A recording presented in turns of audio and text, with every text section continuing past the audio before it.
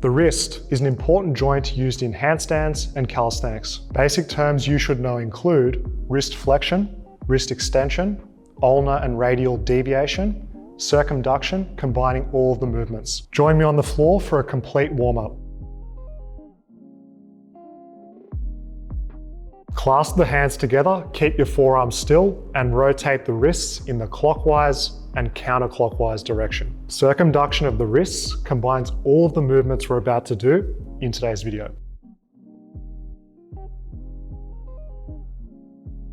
Let's continue with a throwback to an 80s dance move with wrist waves. This movement combines wrist flexion and wrist extension, getting some gentle load bearing through the joint in preparation of training.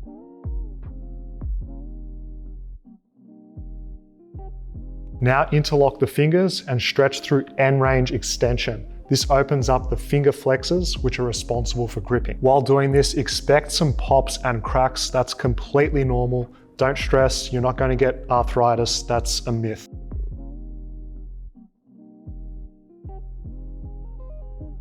Wrist torsion is a nice stretch of the palmar ligaments between your wrist and forearm bones. This feels absolutely excellent for those of you who spend a ton of time with wrist flexion and extension exercises, which is everyone. For this one, simply twist your hand to end range, trying to ring the wrist about the forearm.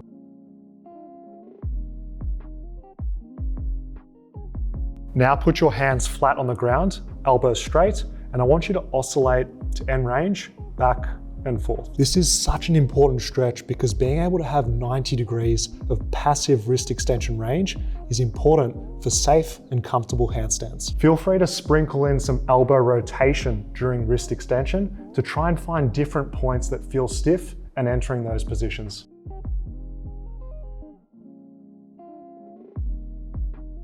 Let's continue with thumbs forward leans into wrist extension.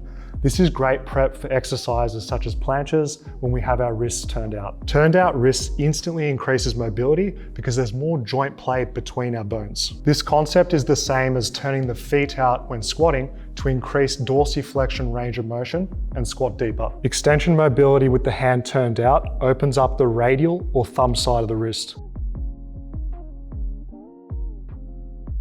Wrist rotations allow you to put more weight through one wrist at a time. What's great about this is you can find the specific vector that feels the most tight for you and spend more time going through points of stiffness. Make sure to go both directions so that each wrist gets the equal love and care it deserves.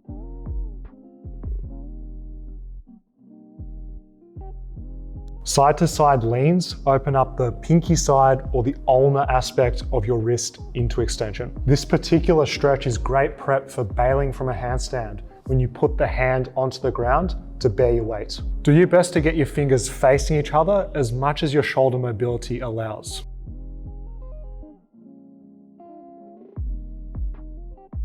Wrist walks are one of the most comprehensive ways to warm up. Gradually walk your hands in a clockwise to counterclockwise direction. If I was strapped for time before a workout and I could only choose one wrist exercise to do, this would be it. Experiment with the amount of weight that you bear through the hands as you go through the mobilization to tone it up or down.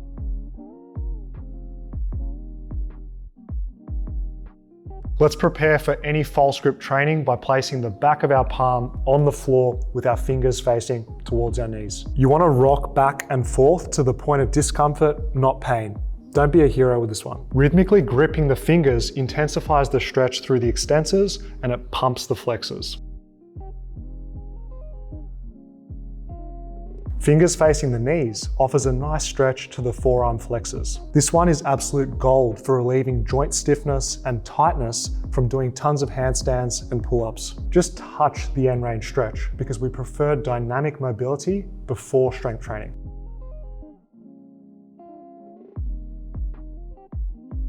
If you're going to use a neutral grip on any exercise, wrist deviation is essential. This is called ulnar and radial deviation. Our wrist joint is moving between the forearm bones. Be gentle when doing these because we're stretching some very sensitive tendons and ligaments. Just go to end range safely and sensibly. You don't need to use a ton of range of motion.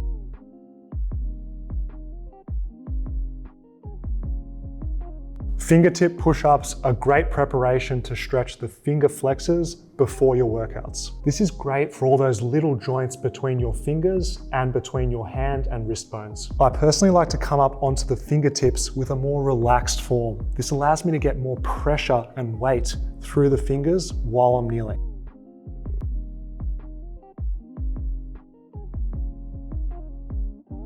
Let's continue with wrist push-ups, going onto the back of your palms and repeating for reps. By doing this one with straight elbows, we're getting all of the pressure and weight through the joint, which is desirable. For people wanting to prep before false grip or muscle up training, this one's really good stuff. Truth be told, warming up the wrist is a pain in the ass. You're not alone in feeling bored when having to do wrist mobility before handstands and calisthenics. In the interest of pain-free training and mitigating injury risk, please don't skip your wrist mobility. Going through the motions is also a no-no. Respect your body by doing your due diligence to feel good in training.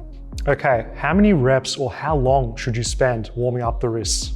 Auto-regulate by listening to your body and going based on feel. A good starting point is 10 reps per stretch, but feel free to adjust more or less as needed. In early morning workouts or on cold days, you'll generally have to do more. If you've been doing tons of wrist-heavy training, fatigue and soreness also demands more time mobilizing in your warm-up. Gradually increasing weight-bearing load through the wrists is the warm-up priority. There are an infinite number of wrist mobility exercises. Just know that methods are many, principles are few. Start light on the wrists as you move through the motions, getting a feel for your body. As you feel more warmed up, gradually increase the pressure on your wrists by leaning further. Building load tolerance is the primary reason for wrist warm-ups, as it prepares the body for the demands of your training. You don't have to do every single wrist warm-up exercise shown today. Pick and choose the ones that are most beneficial for your body and shelve the rest. I like selecting movements which make my wrists feel nice and match the goals of the workout to come. You can make your wrist stretches more aggressive by going into a push-up position off the knees.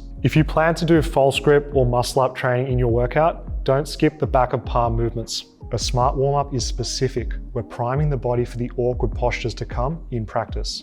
If you plan to use parallettes in your workout, don't skip the neutral grip stretches. These stretches specifically warm up the wrists in the directions that they'll be challenged when using equipment. Over warming up is a problem worth mentioning. Some people get a bit excited when learning new exercises and overdo things. Doing too many reps can fatigue the joints and actually make them more vulnerable. Holding stretches too long can actually decrease power in the muscles that we need to use when gripping. Do just enough to feel the wrists ready to bear weight on the hands and you're sweet. The concept of bulletproofing joints is overrated. I'm guilty of using this term for marketing, but let's keep it real. Accidents can happen no matter how much time you spend conditioning the wrists. Your body knows stress and can't tell the difference between a wrist push-up and a handstand. There's nothing magical about wrist push-ups. Load is applied and the body adapts. For people who are healthy, you can likely just do handstands and your wrist joints will become robust enough. Just do a wrist warm-up to feel good and be sensible with exercise progression for healthy joints. After today's wrist warm-up, you're now ready for serious training. Check out another Fitness FAQs video to master calisthenics. See ya.